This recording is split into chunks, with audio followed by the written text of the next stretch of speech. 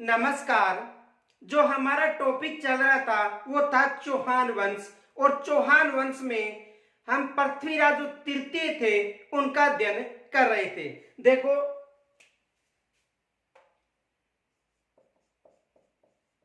सोमेश्वर चौहान के बाद जो शासक बना था वो बना था पृथ्वीराज तृतीय। यानी सोमेश्वर चौहान के बाद जो चौहान वंश का शासक बना था वो बना था पृथ्वीराज तृतीय।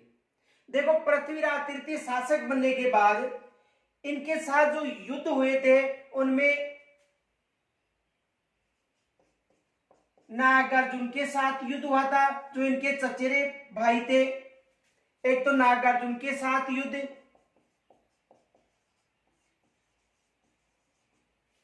नागार्जुन के साथ के अलावा इनका जो युद्ध हुआ था तुमुल का युद्ध, यानी नागार्जुन के साथ तुमुल का युद्ध हुआ था। गुजरात का युद्ध, यानी कहने का मतलब को जो गुजरात का चालुक्य शासक था भीमदेव द्वितीय, इच्छिणी को लेकर उनके साथ भी इनका युद्ध हुआ था। इनके अलावा देखो,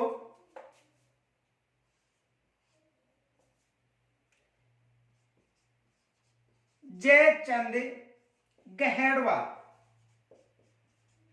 जयचंद गहेड़वाल के साथ भी पृथ्वीराज तृतीय का युद्ध हुआ था। तो देखो, नागार्जुन के साथ युद्ध, इनके अलावा जो तुमुल का युद्ध था, गुजरात का जो युद्ध था, यानी गुजरात का जो भीमदेव द्वितीय था उनके साथ जो युद्ध हुआ, जयचंद गहेड़वाल के साथ युद्ध हुआ। इनके अलावा जो भंडारकर जाति थी उनका भी इन्होंने दमन किया था।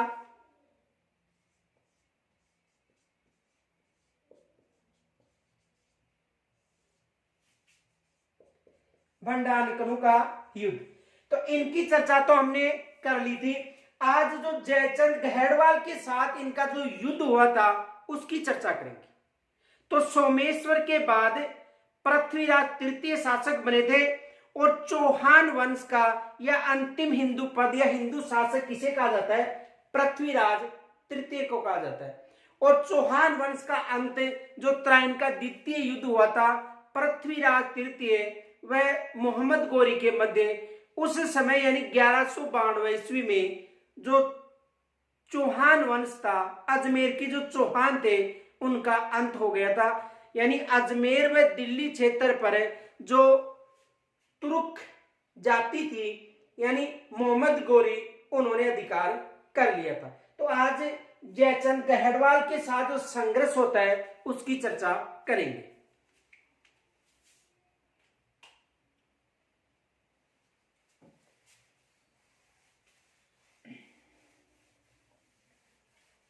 देखो, राजस्थान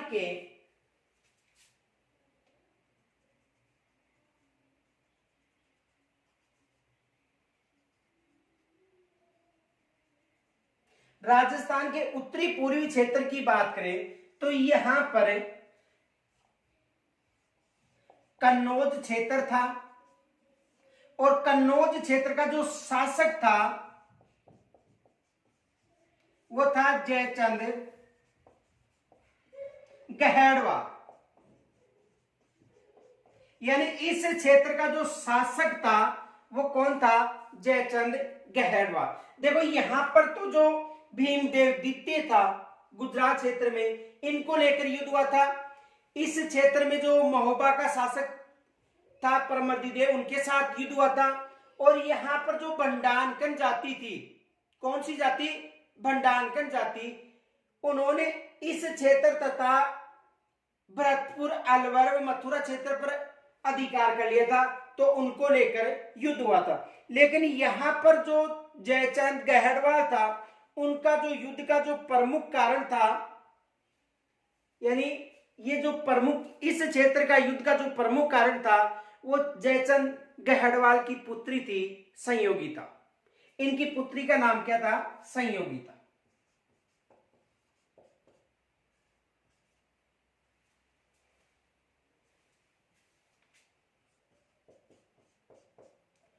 तो ये जो युद्ध था कन्नौज का युद्ध, देखो यहां पर चौहान साम्राज्य था,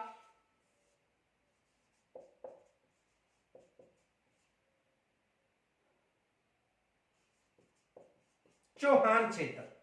तो चौहानों के और जो कन्नौज का जो शासक था जयचंद गहड़वाल, इनके मध्य जो युद्ध का कारण था वो किसे माना जाता है? संयोगिता को माना जाता है। देखो अलग अलग जो इतिहासकार हैं उन्होंने अलग अलग तर्क दिया था। कुछ इतिहासकारों का मानना है कि जो जयचंद गहड़वाल था उन्होंने अपनी पुत्री जो संयोगिता थी उनके लिए एक संवैवर का आयोजन करवाया था। किनके लिए? संयोगिता के लिए। उस संवैवर में जो जितने भी आसपास के जो शासक थे उनको निमंत्रण पत्र देकर बुलवाया गया था। उस समय यह कहा जाता है कि जो संयोगिता थी वो पृथ्वीराज चौहान से प्रेम करती थी।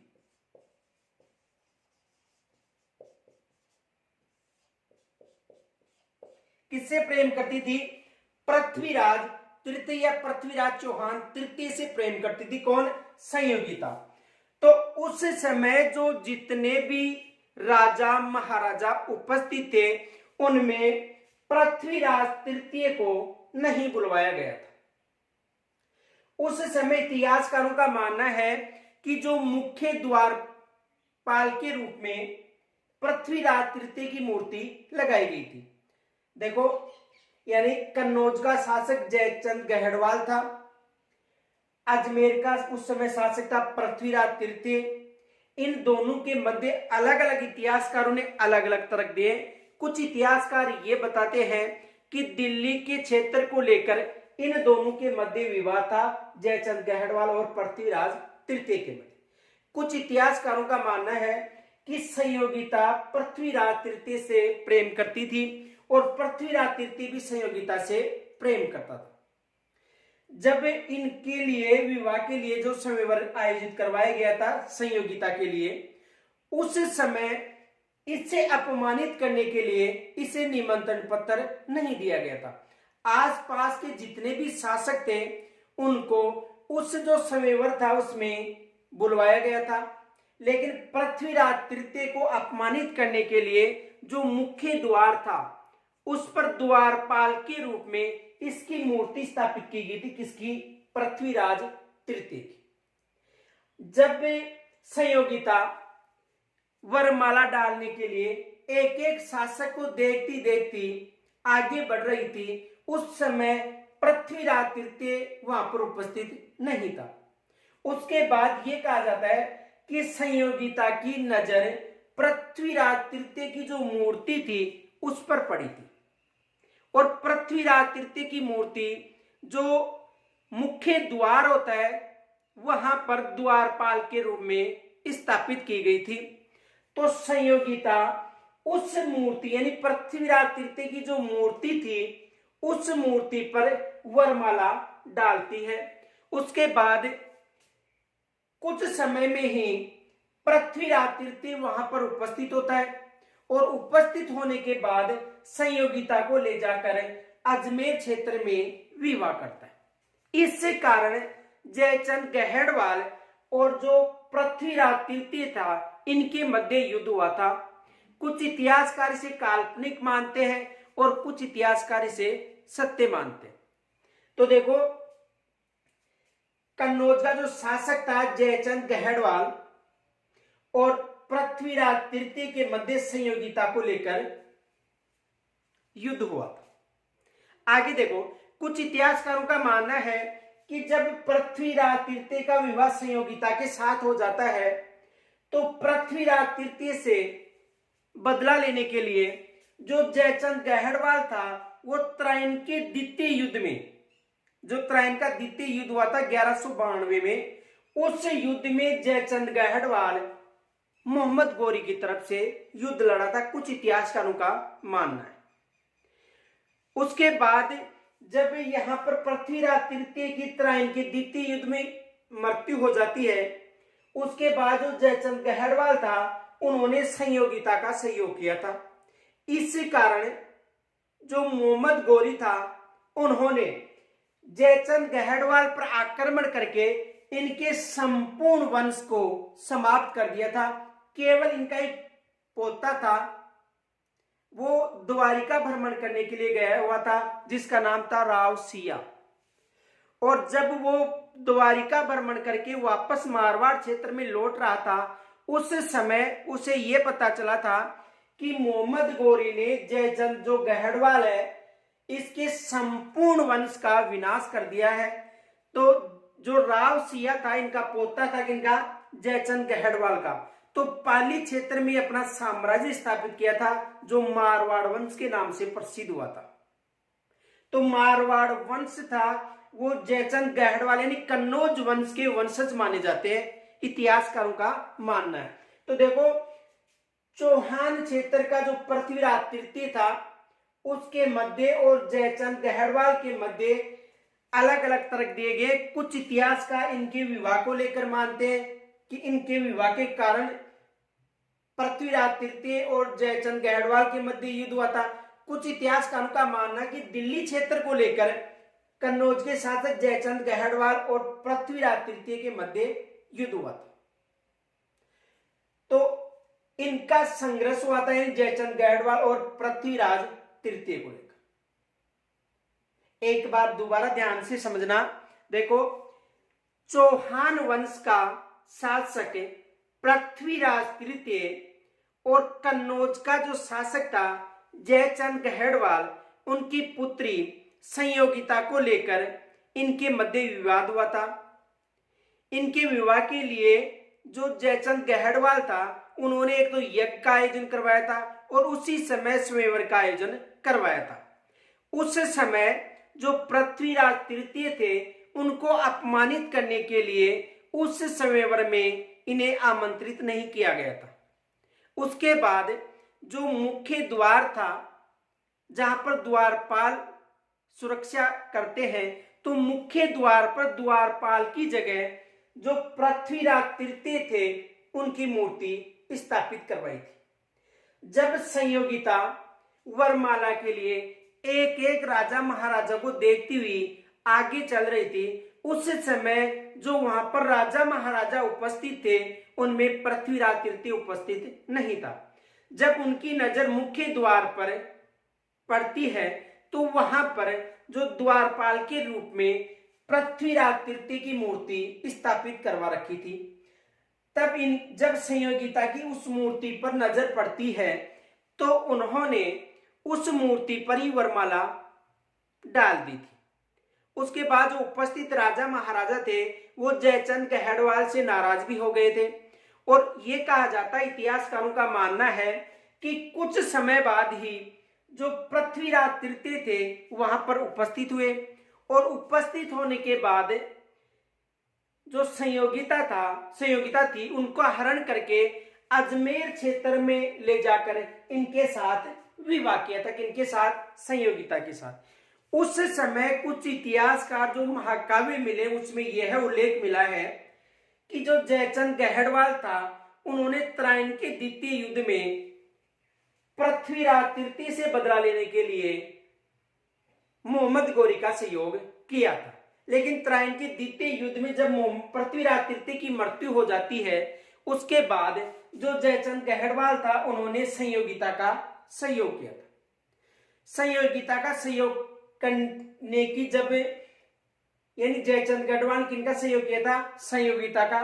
किसके बाद? पृथ्वीराज जो तृतीय थे तराइन के द्वितीय युद्ध में इनकी मृत्यु होने के बाद। जब इस बात का पता मोहम्मद गोरी को चलता है तो मोहम्मद गोरी ने जयचंद गहड़वाल पर आक्रमण करके इसके संपूर्ण वंश का विनाश कर देता है। उस समय जयचंद गहड़वाल का जो पोता था यानी पोता वो भ्रमण करने के लिए द्वारिका आया हुआ था।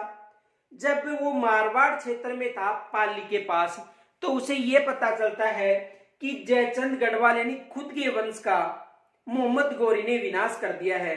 तो जो राव सिया था उन्होंने पाली क्षेत्र में अपना साम्राज्य स्थापित किया था जो राठौड़ वंश के नाम से जाना जाता है। तो राठौड़ वंश का जो संस्थापक था राव सिया, वो जयचंद गहड़वाल वंश से संबंधित था। तो दूसरा कारण था संयोगिता को लेकर, और इनके संयोगिता को लेकर इनके मध्य युद्ध हुआ था। किनके मध्य युद्ध हुआ था?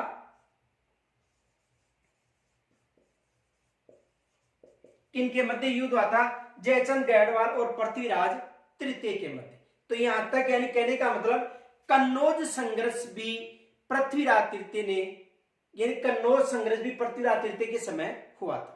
यहां तक स्क्रीनशॉट लीजिए।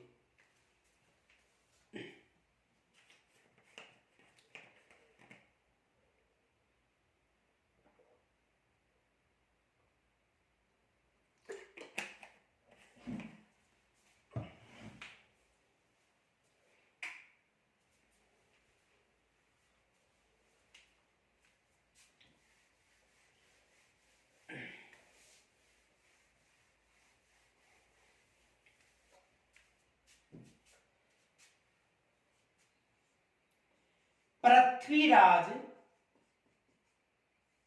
तृतीय ने कन्नौज शासक जयचंद गहड़वाल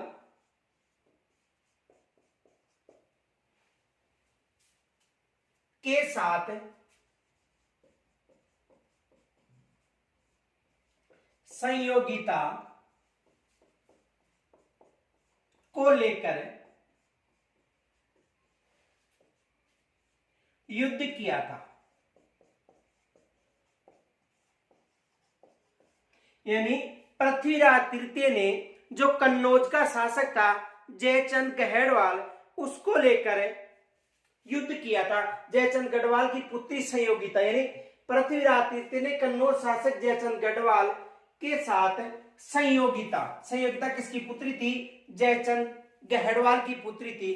तो इसके कारण युद्ध हुआ था। तो देखो, कुछ इतिहासकारों का मानना है कि दिल्ली क्षेत्र को लेकर युद्ध हुआ था, और कुछ इतिहासकारों का मानना है कि संयोगिता को लेकर युद्ध हुआ था। आगे देखो, इस युद्ध के बाद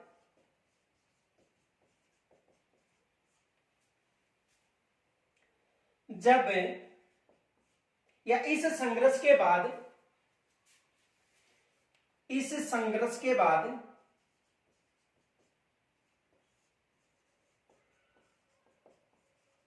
जब मोहम्मद गौरी तराइन का द्वितीय युद्ध करता है,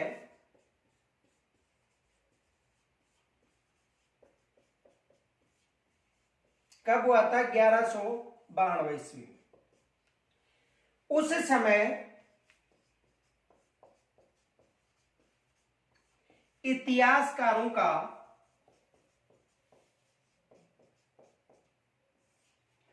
मानना है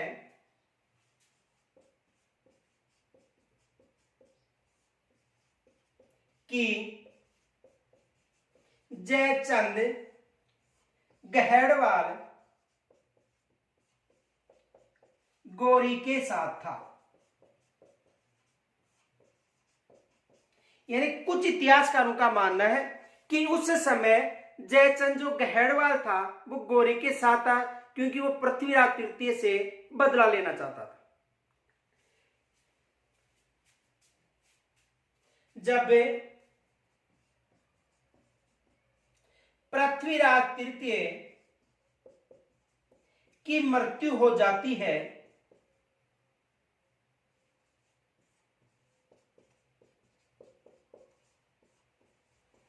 उसके बाद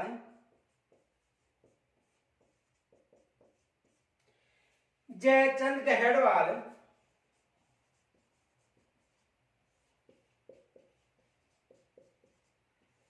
संयोगिता का सहयोग करता है।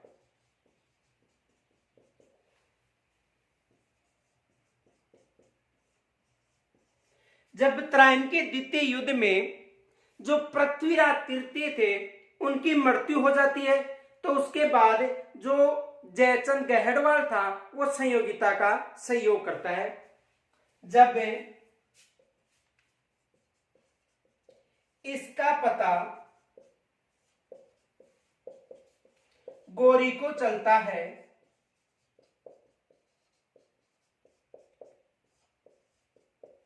तो वह जयचंद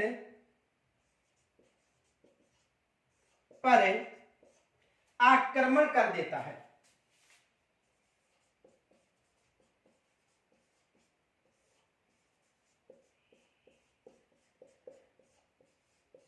जब इसका पता जयचंद गहड़वाल को, यानी जयचंद गहड़वाल का सहयोग का पता, यानी जयचंद गहड़वाल अपनी पुत्री संयोगिता का सहयोग करता है, तो इसका पता जब मोहम्मद गोरी को चलता है तो ये बताया जाता है कि मोहम्मद गोरी के द्वारा जयचंद गहड़वाल पर आक्रमण कर दिया जाता है।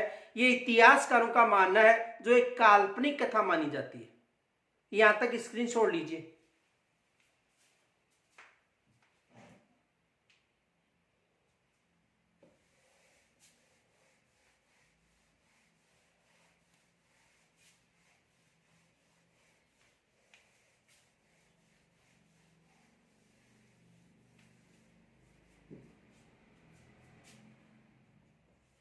जयचंद व गोरी के मध्य जब युद्ध होता है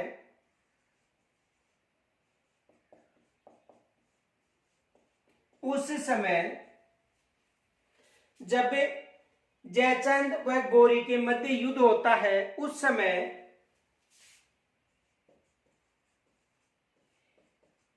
जयचंद गहड़वाल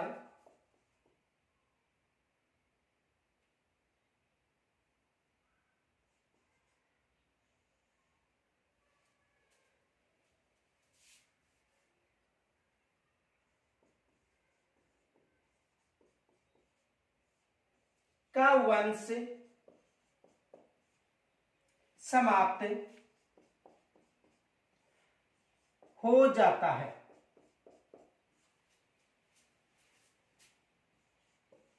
यानी जब जयचंद और जो गोरी था, मोहम्मद गोरी, उनके मध्य जो युद्ध होता है उस युद्ध में जयचंद गहड़वाल का जो वंश था वो समाप्त हो जाता है युद्ध में।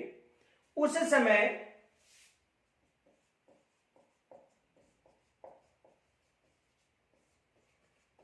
जयचंद का पौत्र यानी पोता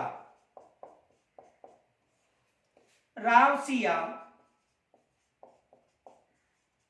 द्वारिका भ्रमण से लौट रहा था, और कहां पर था? पाली क्षेत्र में।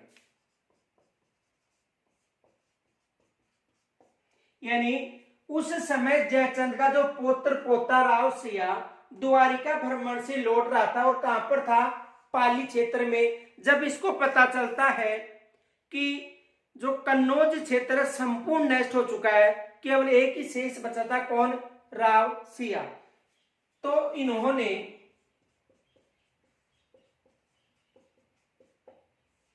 पाली क्षेत्र में यानी मारवाड़ में अपना वंश प्रारंभ किया,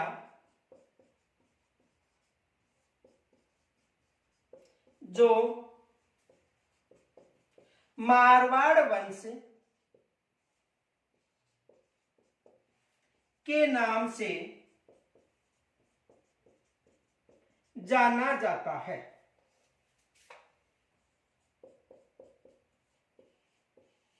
यानी वहां पर इन्होंने अपने वंश की स्थापना की, जो किस नाम से पुकारा गया? मारवाड़ वंश के नाम से पुकारा गया। यहां तक स्क्रीनशॉट लीजिए।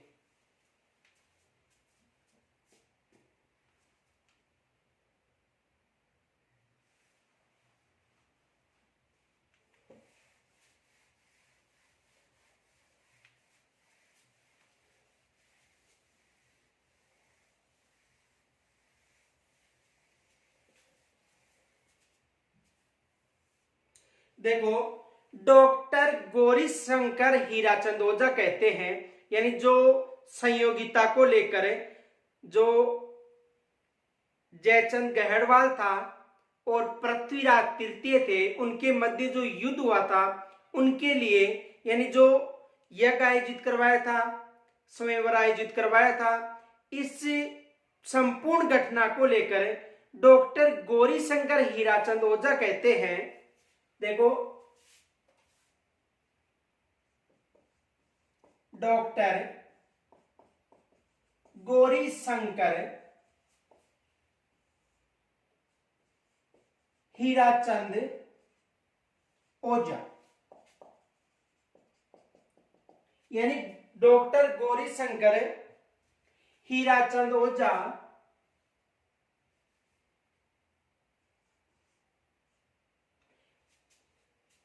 देखो, इसे समझो, यानी देखो यहां से एग्जाम में प्रश्न बनने की संभावना है। प्रश्न ये बन सकता है कि जो संयोगिता को लेकर पृथ्वीराज तृतीय और जयचंद गढ़वाल के मध्य जो युद्ध हुआ था, वो एक काल्पनिक घटना बताई जाती है। कुछ इतिहासकार इसे काल्पनिक मानते हैं और कुछ इतिहासकार इसे सत्य मानते हैं। तो जो इतिहासकार था डॉक्टर गौरी शंकर हीराचंद ओझा, इन्होंने ये कहा था कि इसे कपोल कल्पना मानी जा सकती है। देखो, इस घटना को कपोल कल्पना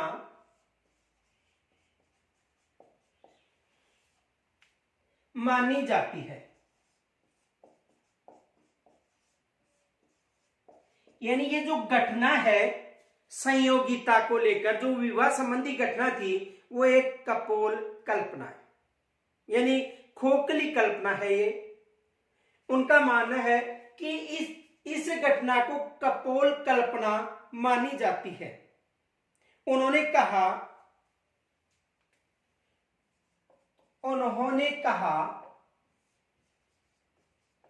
कि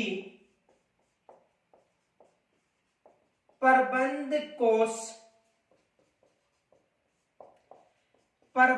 चिंतामणि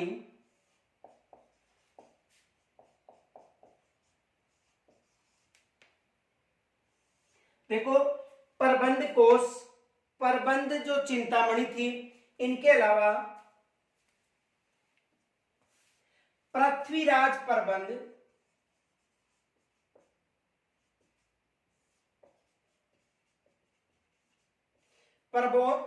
कोश, प्रबंध चिंतामणि, पृथ्वीराज प्रबंध,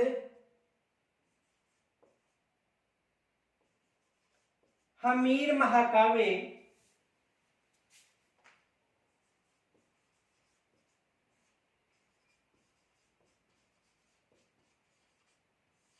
देखो, यानी गौरी शंकर हीराचंद ओझा ने यह कहा था कि जो वो घटना है वो काल्पनिक घटना है। काल्पनिक घटना का उन्होंने तर्क दिया था कि उस समय, यानी जब पृथ्वीराज तृतीय और संयोगिता का जो विवाह की जो चर्चा थी, यानी संयोगिता को लेकर पृथ्वीराज तृतीय और जयचंद गढ़वाल के मध्य जो युद्ध हुआ था, जो संघर्ष हुआ था, उस समय इस ग्रंथ की रचना हुई थी प्रबंध कोश की। उस समय प्रबंध चिंतामणि की भी रचना हुई थी, पृथ्वीराज प्रबंध की भी रचना हुई थी और हमीर महाकाव्य की रचना भी हुई थी। इन रचनाओं में इस घटना का उल्लेख नहीं मिलता है। ग्रंथ हमीर महाकाव्य जैसे ग्रंथों में इस घटना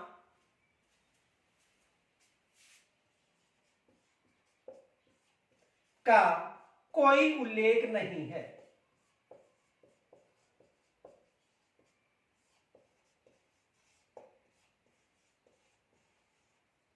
कोई उल्लेख नहीं है, यानी संयोगिता और जयचंद गढ़वाल की जो पुत्री संयोगिता और पृथ्वीराज तृतीय के मध्य जो विवाह संबंधी जो घटना है वो एक कपोल कल्पना है, मात्र कल्पना है। क्योंकि उस समय जो ग्रंथ लिखे गए थे, प्रबंध कोश जो राजशेखर का था, प्रबंध चिंतामणि मेरुतंग का था और हमीर महाकाव्य जैसे नयनचंद सूरी का था, जैसे ग्रंथों में इस घटना का कोई उल्लेख नहीं है। ये किन्होंने कहा था? डॉक्टर गौरी शंकर हीराचंद ओझा ने कहा था। अब देखो, इनका जो समर्थन था वो डॉक्टर आर.एस. त्रिपाठी और रोमिला थापर ने भी सत्य बताया था। यानी इनका जो समर्थन था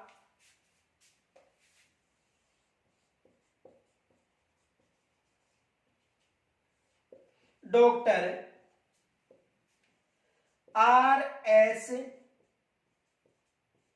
त्रिपाठी व रोमिला थापर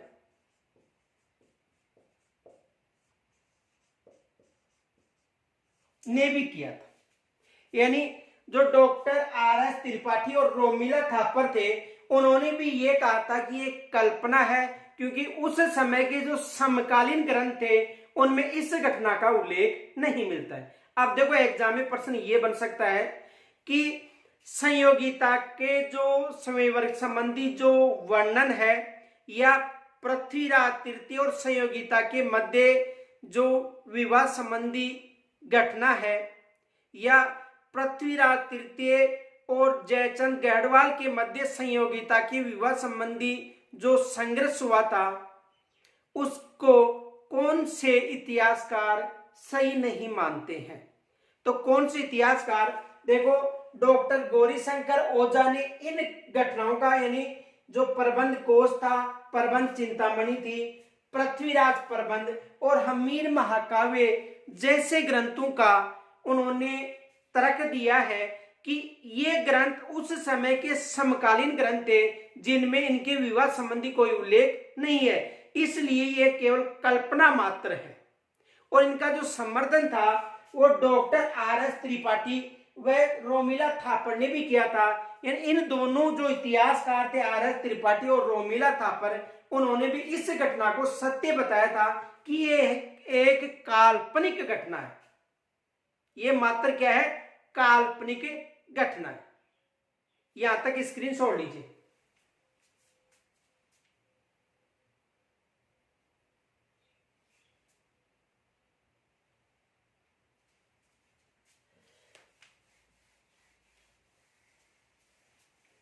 देखो, एग्जाम में ये प्रश्न बन सकता है, क्वेश्चन बन सकता है,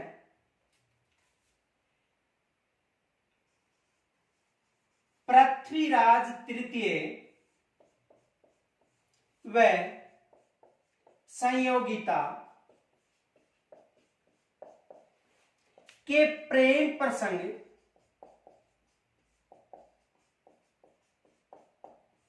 संबंधी, यानी पृथ्वीराज तृतीय व संयोगिता के प्रेम प्रसंग संबंधी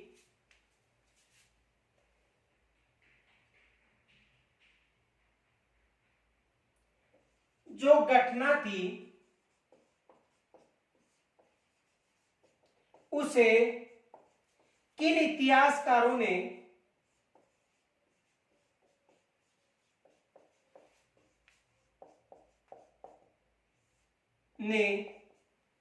कपोल कल्पना यानी खोखली कल्पना माना है?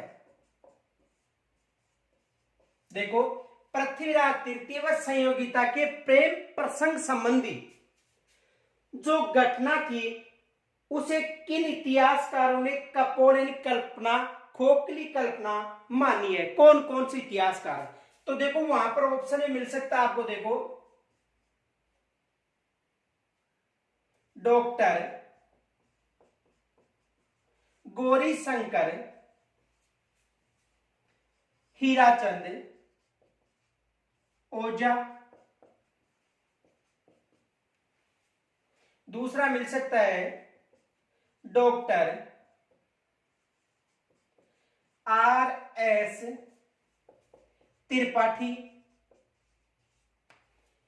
से में मिल सकता है डॉक्टर रोमिला थापर।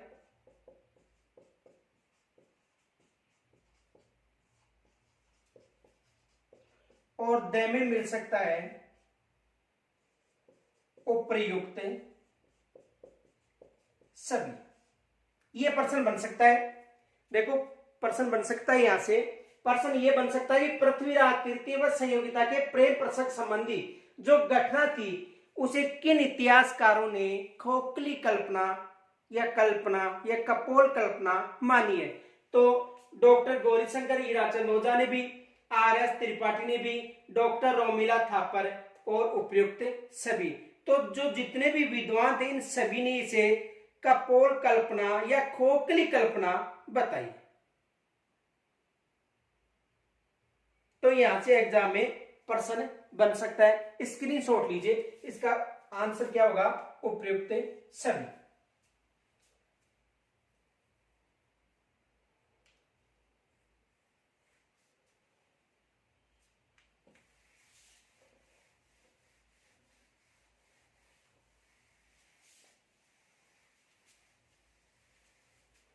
इनके अलावा देखो जो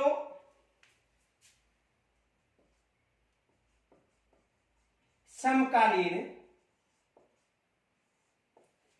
फारसी तवारीखों में भी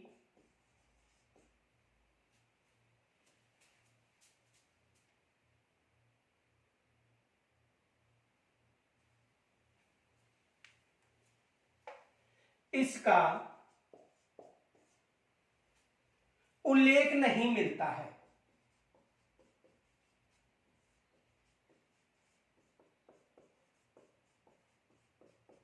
यानी जो समकालीन फारसी तवारीखें थी उनमें भी इस घटना का उल्लेख नहीं मिलता है। देखो अबुल फजल था, अबुल फजल ने इस घटना का उल्लेख किया। यानी जो अबुल फजल था उन्होंने इस घटना का उल्लेख किया था। देखो जो फारसी जो तवारीखें थी उनमें तो उल्लेख नहीं मिलता है, लेकिन जो अबुल फजल था उन्होंने इस घटना का उल्लेख जरूर किया था। तो यहां से भी एग्जाम में प्रश्न बन सकता है कि अबुल फजल ने इस घटना का वर्णन जरूर किया था। यहां तक स्क्रीनशॉट लीजिए।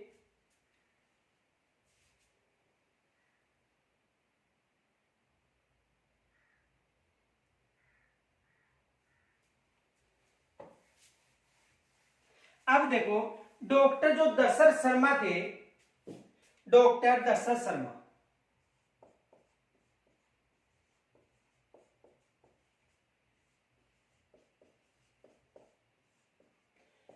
डॉक्टर दशरथ शर्मा इस घटना को सही मानते। उन्होंने कहा कि हमीर महाकाव्य और रंभा मंजरी जैसे जो ग्रंथ हैं उनमें बहुत सी गलतियां हैं। देखो इन्होंने इस घटना को सही माना था। इन्होंने यह कहा था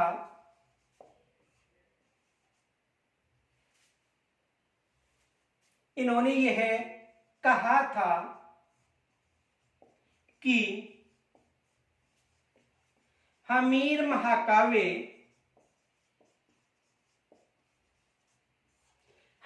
महाकाव्य व रंभा मंजरी जैसे ग्रंथों में ढेर सारी गलतियां हैं,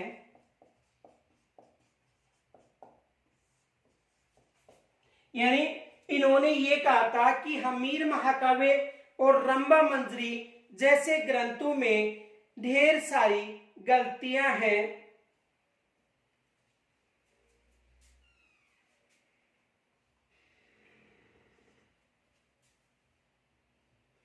इन ग्रंथों के आधार पर, इन ग्रंथों के आधार पर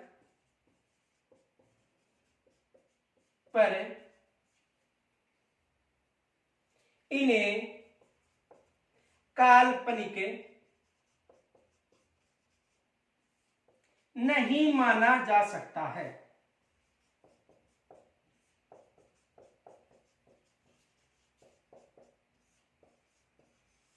देखो, इन्होंने ये कहा था कि हमीर महाकाव्य व रंभा मंजरी जैसे ग्रंथों में ढेर सारी गलतियां हैं, इन ग्रंथों के आधार पर इन्हें काल्पनिक नहीं माना जा सकता है। यानी जो पृथ्वीराज और जो संयोगिता थी, उनके विवाह को लेकर जो ग्रंथों के तर्क दिए गए थे, उन ग्रंथों के लिए डॉक्टर दशरथ शर्मा ये बोलते हैं कि इन ग्रंथों में ढेर सारी गलतियां हैं, तो उनके आधार पर इस घटना को काल्पनिक नहीं माना जा सकता है। तो डॉक्टर दशरथ शर्मा ने इनका समर्थन किया था। उन्होंने बताया कि जो पृथ्वीराज तृतीय और जो संयोगिता है, उसके जो प्रेम प्रसंग संबंधी जो कहानी है या जो तथ्य है वो सही है। किन्होंने कहा था? डॉक्टर दशरथ शर्मा ने। और उन्होंने ये कहा था कि हमीर महाकाव्य और रंभा मंजरी जैसे जो ग्रंथ हैं उनमें ढेर सारी गलतियां हैं, इन गलतियों के आधार पर इसे काल्पनिक मानना गलत है। और इनका जो समर्थन था वो सीवी वैद्य और गोपीनाथ शर्मा ने भी किया था। इनका समर्थन देखो,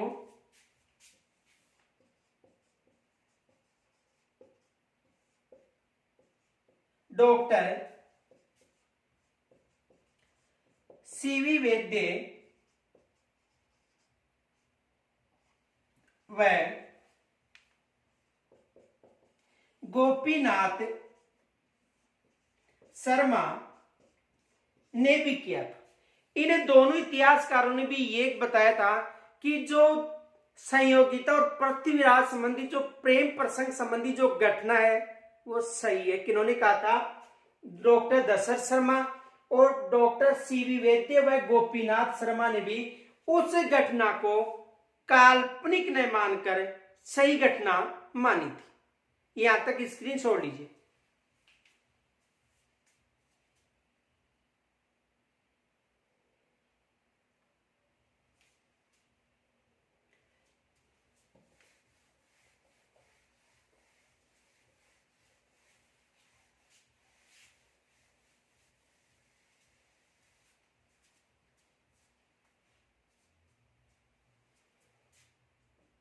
अब देखो, जो पृथ्वीराज तृतीय थे का तुर्कों के साथ युद्ध,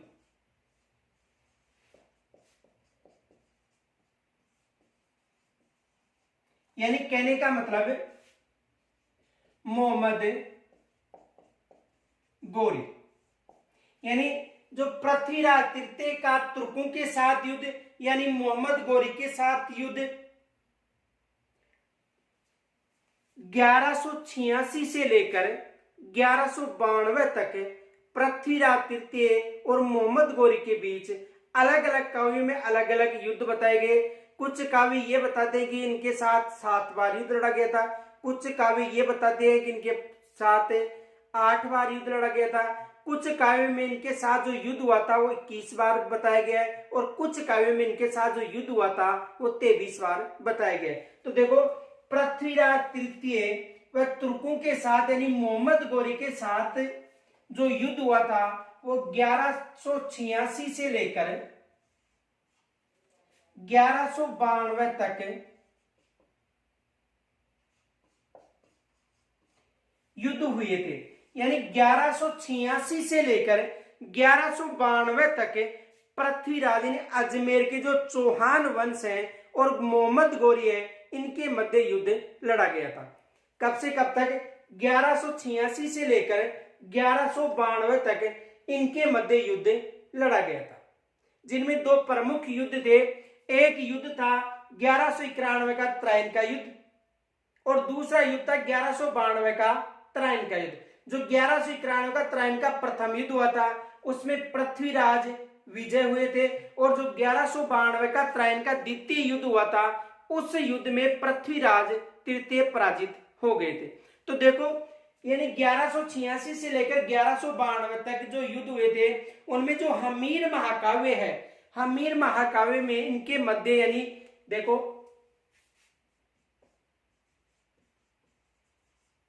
हमीर महाकाव्य, इस ग्रंथ में यह बताया जाता है कि पृथ्वीराज तृतीय और जो मोहम्मद गौरी थे उनके साथ 7 बार युद्ध हुआ था।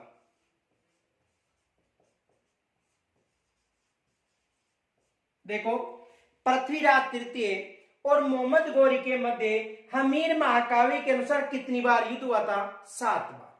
दूसरा जो ग्रंथ है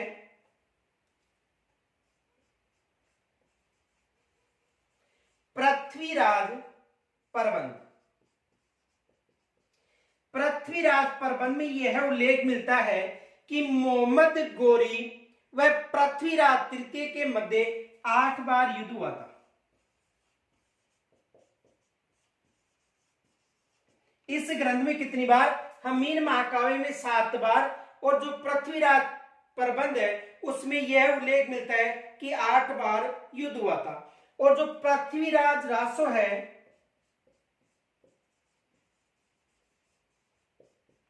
पृथ्वीराज रासो, पृथ्वीराज रासो में इनके मध्य मोहम्मद गौरी और पृथ्वीराज तृतीय के मध्य 21 बार युद्ध हुआ था।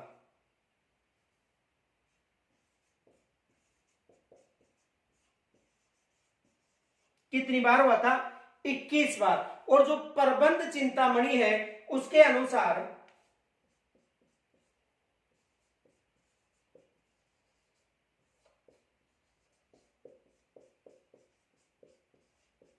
जो प्रबंध चिंतामणि ग्रंथ है इसके अनुसार यह बताया जाता है कि पृथ्वीराज तृतीय और मोहम्मद गौरी के मध्य 23 बार युद्ध हुआ।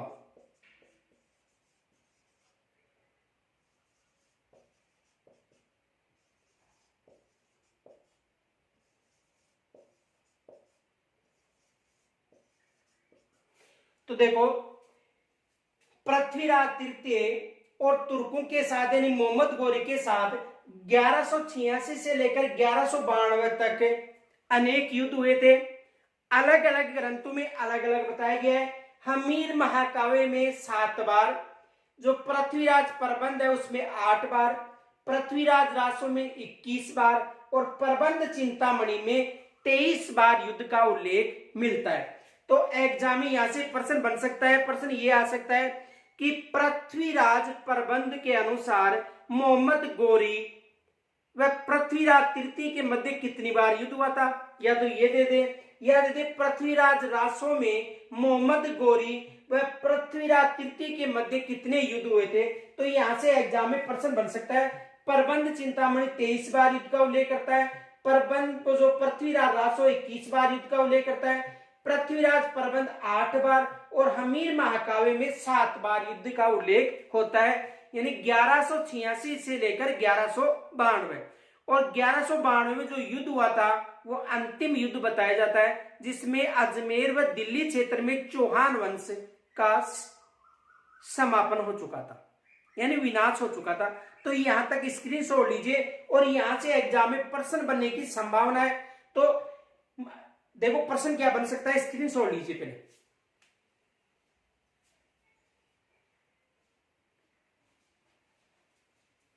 देखो एग्जाम में यहां से ये प्रश्न बन सकता है,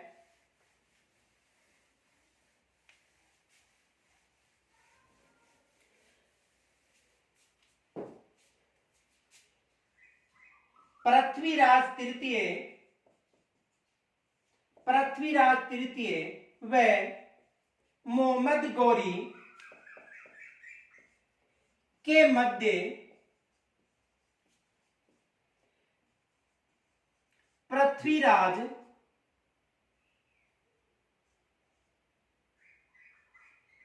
रासों के अनुसार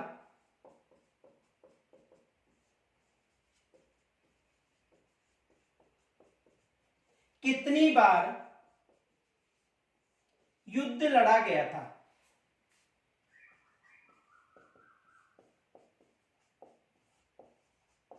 देखो यहां से प्रश्न बन सकता है कि पृथ्वीराज तृतीय व मोहम्मद गौरी के मध्य पृथ्वीराज रासो, कौन सा ग्रंथ, पृथ्वीराज रासो के अनुसार कितनी बार युद्ध लड़ा गया था।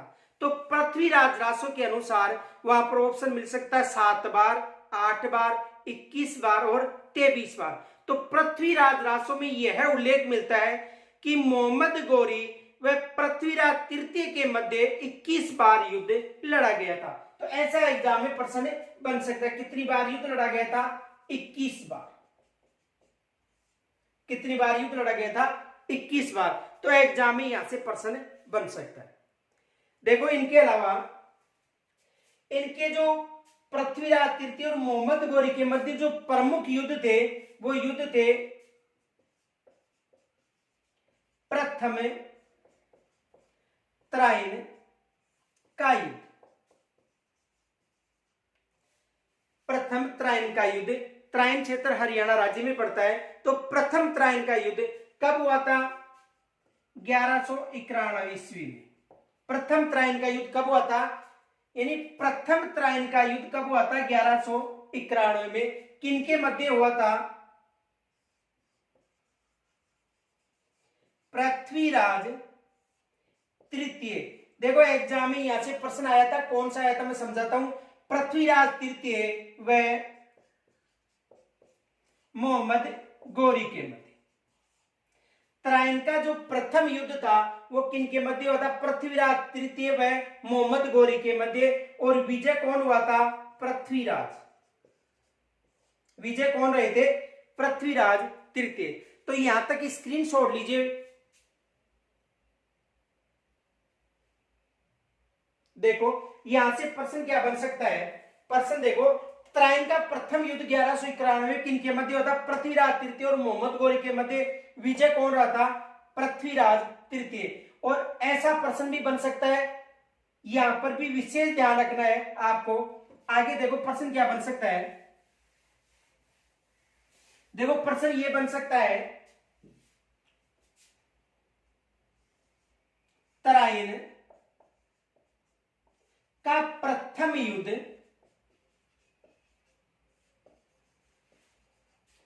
किनके मध्य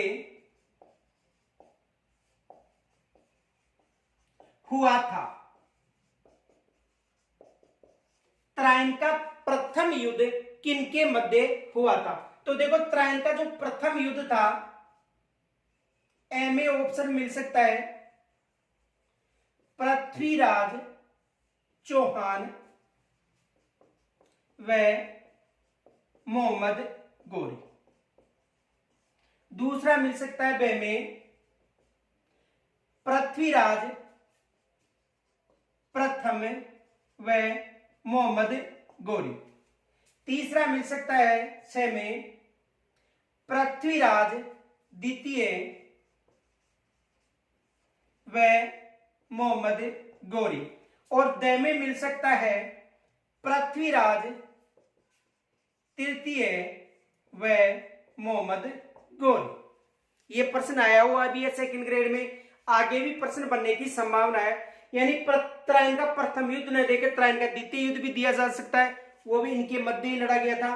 तो किनके मध्य लड़ा गया था, पृथ्वीराज तृतीय व मोहम्मद गौरी के मध्य कौन सा युद्ध लड़ा गया था, त्राइन का युद्ध लड़ा गया था।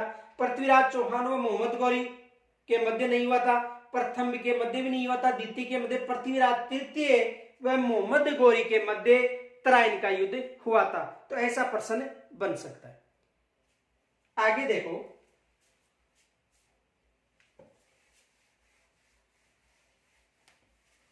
त्राइन का द्वितीय युद्ध।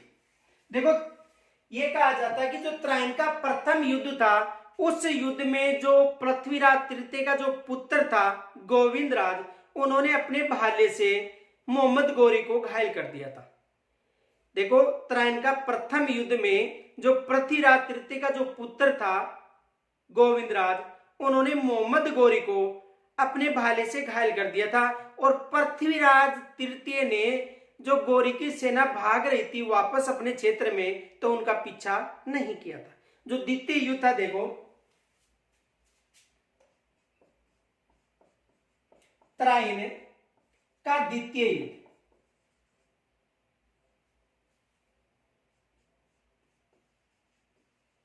और कब हुआ था? 1192 ईस्वी। इस युद्ध के बाद यहां पर मुस्लिम सत्ता प्रारंभ हो गई थी, यानी मुस्लिम सत्ता का आरंभ या हिंदू सत्ता का जो समापन है वो त्राइन का द्वितीय युद्ध माना जाता है। याद रखना किस युद्ध में मुस्लिम सत्ता का प्रारंभ हो गया था या हिंदू सत्ता समाप्त हो गई थी?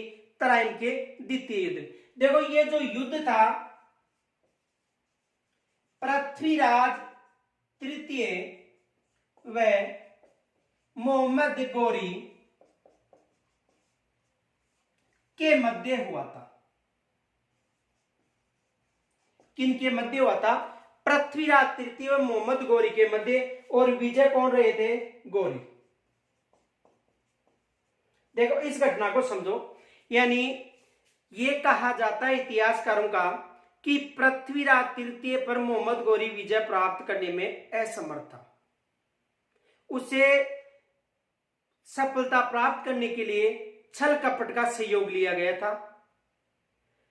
पृथ्वीराज तृतीय को संधि करने के लिए त्राइन क्षेत्र में बुलाया गया था।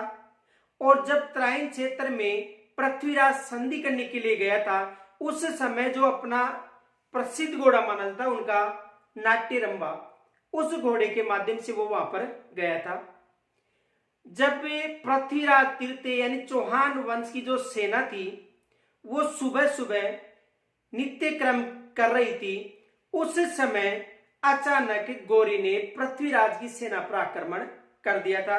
क्योंकि उस समय राजपूत सेना थी, वो जो सुबह प्राप्त यानी सुबह की बात है, जो अपना नित्य क्रम कर रही थी, उस समय पृथ्वीराज की सेना पर आक्रमण की थी गौरी की सेना ने।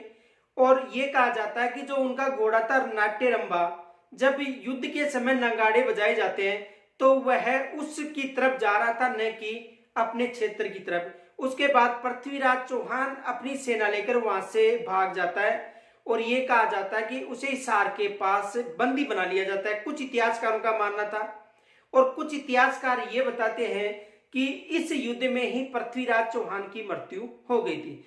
जो पृथ्वीराज रासो है उसमें यह बताया जाता है कि उसे बंदी बनाकर गजनी क्षेत्र ले गया था। किसे?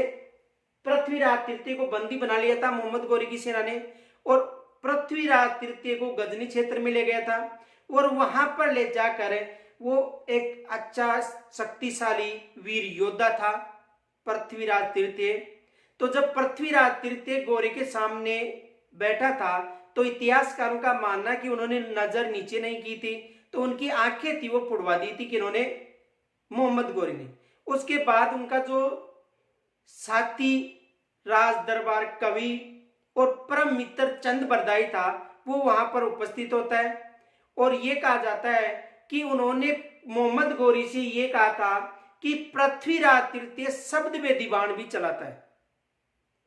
तो पृथ्वीराज तृतीय की इस जो शब्द में दीवान की जो बात थी उस पर विश्वास नहीं किया था गौरी ने। उसके बाद जब गौरी सिंहासन पर बैठता है तो उन्होंने कहा था कि ये शब्द में दीवान तभी चलाता है, आप शासक हो, आप इससे ऊपर गद्दी पर बैठो।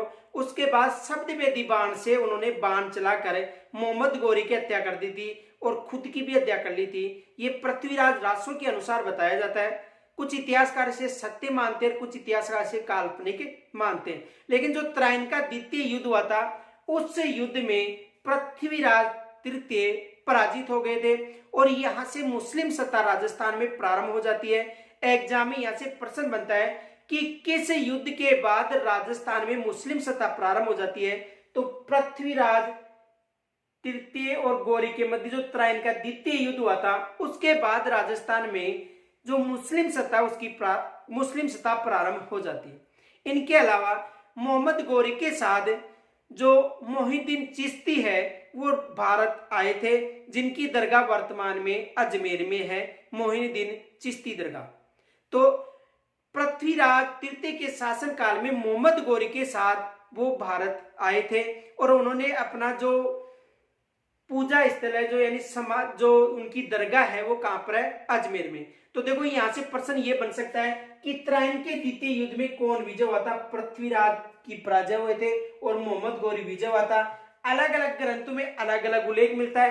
कुछ ग्रंथों में यह बताया जाता है कि इसे गजनी बंदी बनाकर ले गए थे, कुछ ग्रंथों में यह बताया जाता है कि युद्ध के समय इनकी मृत्यु हो गई थी। किनकी? पृथ्वीराज तृतीय। अब देखो जो त्राइन का द्वितीय युद्ध था 1192 में पृथ्वीराज तृतीय और मोहम्मद गौरी के मध्य हुआ था, गौरी विजय हुआ था। इसके बाद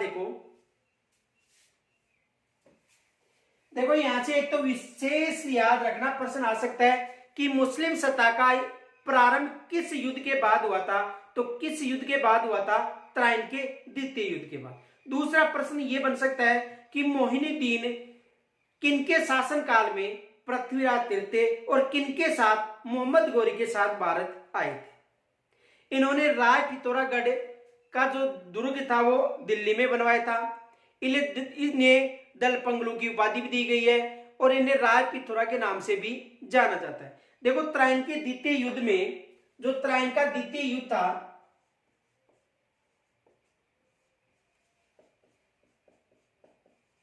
इस युद्ध में जो अजमेर क्षेत्र था वह दिल्ली क्षेत्र है। देखो त्राइन के द्वितीय युद्ध के बाद इस क्षेत्र पर अजमेर पर किसका अधिकार हो गया था?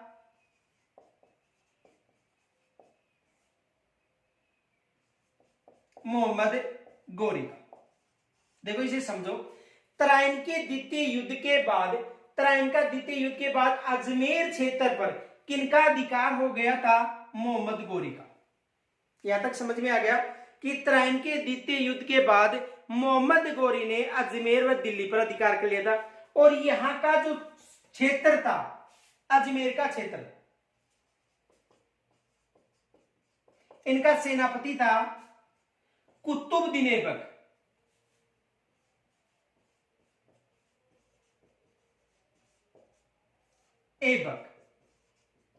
इनको सौंप दिया था। देखो तराइन का द्वितीय युद्ध कब हुआ था? 1192 में। इस युद्ध के बाद यहां पर अजमेर का जो क्षेत्र था वो किनके अधिकार में हो गया था? मोहम्मद गौरी के। और मोहम्मद गौरी ने यह साम्राज्य किन्हें सौंप दिया था? कुतुबुद्दीन ऐबक। जब कुतुबुद्दीन ऐबक को अजमेर का क्षेत्र सौंपा था तो इन्होंने जो विग्रहराज तृतीय थे, विग्रहराज चतुर्थ जो बिसलदेव तृतीय थे, उनके द्वारा जो संस्कृत पाठशाला का निर्माण करवाया था, उन्हें तुड़वाकर 2.5 दिन का झोंपड़ा किन्होंने बनवाया था? कुतुबुद्दीन ऐबक ने, जो किसका सेनापति था? मोहम्मद गौरी का। देखो एक बार दोबारा समझो, तराइन का जो द्वितीय युद्ध हुआ 1192 में हुआ था। इस युद्ध के बाद मोहम्मद गौरी का अजमेर व दिल्ली पर अधिकार हो गया था। मोहम्मद गौरी अपने सेनापति कुतुबुद्दीन ऐबक को अजमेर का क्षेत्र सौंप दिया और कुतुबुद्दीन ऐबक ने जो विग्रहराज चतुर्थ के द्वारा जो संस्कृत पाठशाला का निर्माण करवाया था, उसे तुड़वाकर 2.5 दिन के झोंपड़े के रूप में परिवर्तित कर दिया। उसके बाद कुतुबुद्दीन ऐबक ने, इन्होंने देखो पृथ्वीराज तृतीय का भाई का नाम था हरिराज। पृथ्वीराज तृतीय का भाई का नाम था हरिराज। तो कुतुबुद्दीन ऐबक ने यहां का जो क्षेत्र था अपने अधीन किन्हें सौंपा था? हरिराज को। देखो मोहम्मद गौरी कुतुबुद्दीन ऐबक को अजमेर क्षेत्र सौंप दिया। कुतुबुद्दीन ऐबक ने पृथ्वीराज तृतीय का जो भाई था हरिराज, उसको ये क्षेत्र सौंप दिया अपने अधीन। लेकिन जब हरिराज यहाँ का नेतृत्व कर रहा था, किनके अधीन? कुतुबुद्दीन ऐबक के अधीन। तो पृथ्वीराज तृतीय का जो पुत्र था, पृथ्वीराज तृतीय का पुत्र कौन था? गोविंदराज। गोविंदराज। तो गोविंदराज ने यहां पर आक्रमण किया। गोविंदराज ने कहां पर आक्रमण किया? अजमेर क्षेत्र में हरिराज पर। जब गोविंदराज ने हरिराज पर आक्रमण किया, जो चाचा था, तो इन्होंने ये संदेश कहां पर भिजवा दिया? कुतुबुद्दीन ऐबक के बाद। तो कुतुबुद्दीन ऐबक ने ये अजमेर क्षेत्र था, ये तो हरिराज के पास ही रखा, लेकिन जो गोविंदराज था उसे रणथंभौर क्षेत्र सौंपा गया। और रणथंभौर का संस्थापक कौन बना? गोविंदराज। रणथंभौर का संस्थापक कौन बना था? गोविंदराज। एक बार दोबारा समझो, देखो यहां से एग्जाम में प्रश्न बन सकता है। पृथ्वीराज तृतीय जो त्रायन का द्वितीय युद्ध हुआ था, उस युद्ध में पराजित हो जाते हैं। उसके बाद अजमेर व जो दिल्ली क्षेत्र था उस पर मोहम्मद गौरी का अधिकार हो जाता है। मोहम्मद गौरी अपने सेनापति कुतुबुद्दीन ऐबक को अजमेर का क्षेत्र सौंपता है। कुतुबुद्दीन ऐबक कुछ समय अजमेर के क्षेत्र पर शासन करते हैं, और जो विग्रहराज चतुर के द्वारा जो संस्कृत पाठशाला का निर्माण करवाया गया था, उसे तुड़वा कर 2.5 दिन के झोंपड़े के रूप में परिवर्तित करवा देता है। और पृथ्वीराज तृतीय का जो भाई था हरिराज, उसे अजमेर का क्षेत्र अपने अधीन सौंपता है। जब अजमेर का क्षेत्र हरिराज को सौंपा जाता है, तो पृथ्वीराज तृतीय का जो भाई था, पुत्र था गोविंदराज, उन्होंने हरिराज पर आक्रमण किया। इस घटना को जो हरिराज था वो कुतुबुद्दीन ऐबक को संदेश भिजवा दिया। इस घटना किसके भिजवा दिया? कुतुबुद्दीन ऐबक को। उसके बाद कुतुबुद्दीन ऐबक अजमेर क्षेत्र में आया और हरिराज को तो अजमेर क्षेत्र का ही शासन सौंपा, लेकिन जो पृथ्वीराज तृतीय का पुत्र था गोविंदराज, उसे रणथंभौर क्षेत्र सौंपा गया। और रणथंभौर का जो संस्थापक था वो गोविंदराज कहलाया था, जो किसका पुत्र था? पृथ्वीराज तृतीय का पुत्र था। यहां तक स्क्रीनशॉट लीजिए।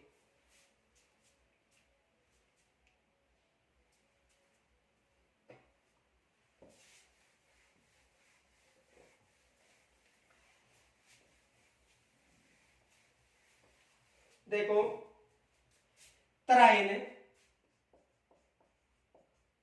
के द्वितीय युद्ध में पृथ्वीराज तृतीय पराजित हो जाते हैं।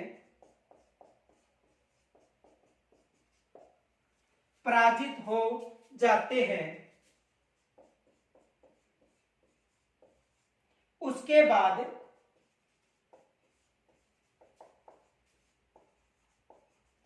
अजमेर व दिल्ली पर गौरी का अधिकार हो जाता है।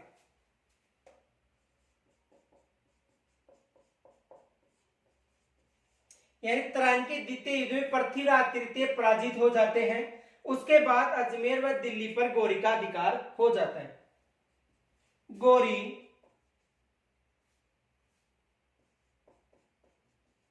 ने अजमेर क्षेत्र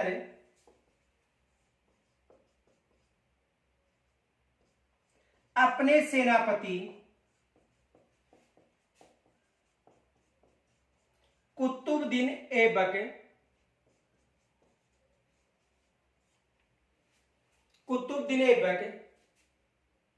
को सौंपता है।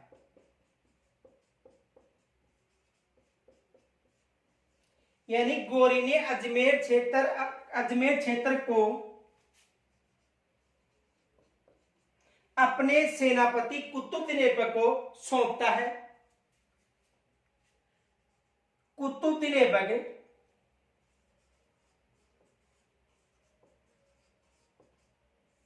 ऐबक ने पृथ्वीराज तृतीय के भाई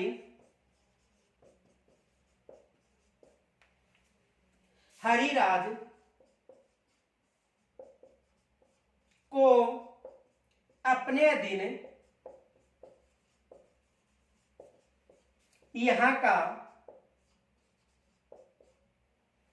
शासक बनाया था।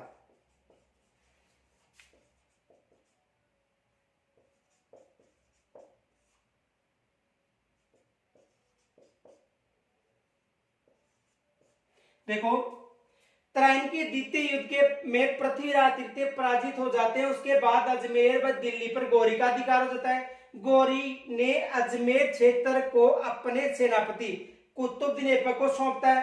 कुतुबुद्दीन ऐबक ने पृथ्वीराज तृतीय के भाई हरिराज को अपने अधीन यहाँ का शासक बनाता है। आगे देखो, जब हरिराज यहां का शासक था, उस समय पृथ्वीराज के पुत्र गोविंदराज ने हरिराज के साथ संघर्ष किया।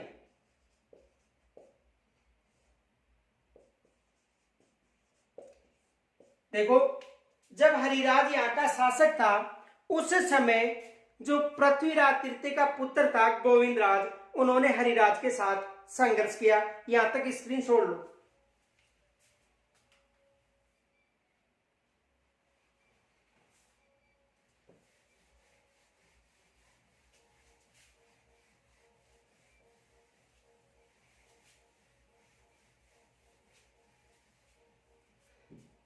उसके बाद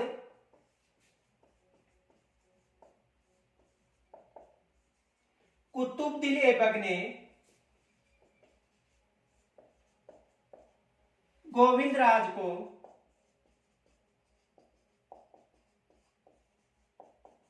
रणथंभौर क्षेत्र सौंपा।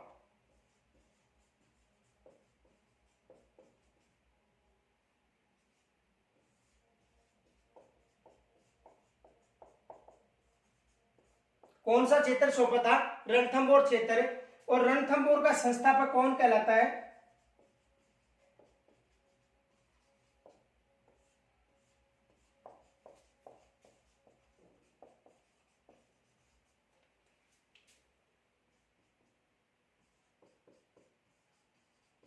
गोविंद राज। और कब बना था? 1194 में। तो रणथंभौर का संस्थापक किसका पुत्र था? पृथ्वीराज तृतीय का पुत्र था। और 1192 में जो तराइन का युद्ध होता है, यहाँ पर मुस्लिम सत्ता का प्रारंभ हो जाता है और हिंदू सत्ता यहाँ पर समाप्त हो जाती है। और ये बताया जाता है कि पृथ्वीराज तृतीय अंतिम हिंदू शासक था। तो यहाँ से एग्जाम में प्रश्न बन सकता है। और जो मोहम्मद गौरी का जो सेनापति था कुतुबुद्दीन ऐबक, उन्होंने संस्कृत पाठशाला को तोड़वा कर 2.5 दिन के झोंपड़े के रूप में परिवर्तित कर दिया था। तो देखो, यहां से कल अध्ययन करेंगे रणथंभौर के चौहान वंश और संस्थापक कौन था? गोविंदराज। एग्जाम में देखो, एक तो राय पिथौरा की उपाधि, दलपंगलू की उपाधि या विश्व विजेता की उपाधि के रूप में। इनके अलावा राय पिथौरागढ़ दुर्ग मोहम्मद गौरी किनके शासनकाल में आया था, किनके साथ आया था? यानी पृथ्वीराज तृतीय के शासनकाल में गौरी के साथ आया था। और यहां से एग्जाम में प्रश्न भी बन सकता है। तो रणथंभौर जो वंश है उसका अध्ययन हम कल करेंगे। यहां तक यदि किसी को समस्या हो तो कमेंट्स के द्वारा जरूर बताना। इनके अलावा देखो, जो ज्योग्राफी के जो हमारे टॉपिक हैं वो ज्योग्राफी प्लेटफॉर्म पर मिलेंगे। और भारत का इतिहास, राजस्थान का इतिहास, कला संस्कृति, राजस्थान का भूगोल के अलावा, राजस्थान का भूगोल तो ज्योग्राफी प्लेटफॉर्म पर ही मिलेगा, लेकिन ज्योग्राफी के अलावा जो अन्य टॉपिक हैं वो जीके चोपड़ा जी चैनल पर आपको उपलब्ध रहेंगे। धन्यवाद।